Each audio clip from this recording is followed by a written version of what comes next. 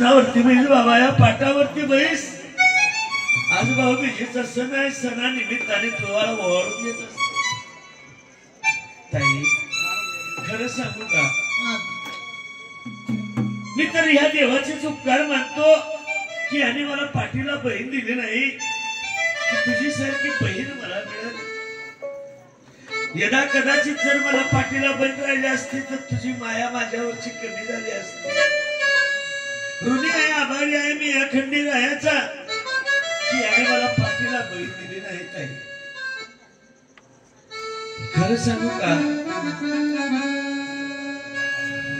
ज्या बहिणीला पाठीला भाऊ नसतो ना, त्या बहिणीला विचारा त्या भावाचं दुःख काय असतं. एखाद्या भावाने जर बहिणीला फोन केला ना, हे ताई, हे माझी चिमू, मी तुला दिवाळीला घ्यायला येणार आहे. खरं सांगू का दादा, गल्लीतल्या तिच्या सर्व मैत्रिणींना सांगत फिरते माझ्या दादाचा फोन आला, माझा दादा मला घ्यायला येणार आहे, मी दिवाळीला जाणार आहे, माझं माय माहेर मला भेटणार आहे, माझे आई वडील मला भेटणार आहे. एवढ्या आनंदाने ती 8 दिवसाआधी त्या भावाची वाट बघते. आठवते तो भाऊ असतो ताई, पण जी परिस्थिती त्या बहिणीची असते ना, तीच परिस्थिती त्या भावाची सुद्धा असते. एखाद्या घरासमोर जर तो भाऊ जात असेल आणि एखाद्या घरात जर एखादी बहीण भावाला ओळखत असेल आणि त्या अभागी भावाने ते दृश्य बघाव, घरामध्ये जातो, कोपऱ्यामध्ये बसून उलटक्या फोडून रडत असतो, ते देवाशी मांडतो, देवाला म्हणतो परमेश्वरा खंडेराया, अरे मला पाठीला एक बहीण दिली असती रे,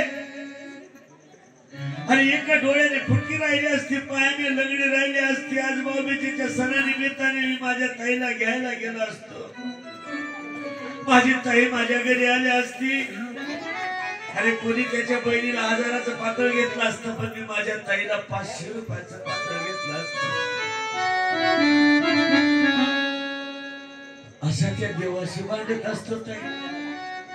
खरं सांगू का, या जगामध्ये ज्या भावाला पाठीला बहीण आहे ना, त्याच्या एवढा भाग्यवान या जगामध्ये कोणी नाही. कारण बहीण भावाचं प्रेम या जगाच्या पाठीवर लय श्रेष्ठ आहे. बहिणीची माया कळाली त्या ज्ञानेश्वर माऊलीला. बहिणीसाठी पाठीचा तवा केला तो ज्ञानेश्वर माऊली. बहीण म्हणजे काय असते, मायाची सागर असते. एवढं सोपं नाही ताई. पण हल्लीच्या काळामध्ये लोकांचं झालं कसं, हाय पैसा कमाऊ कैसा, मर गया तो लेके जाऊ कैसा. माझे काबाडी ओझे सगळं येथेच राहून जातं. मायबाप तुमचं गाडी बंगला माडी किती कमवा, काही तुमच्या सोबत येत नाही. तुमच्या गावामध्ये असा एखादी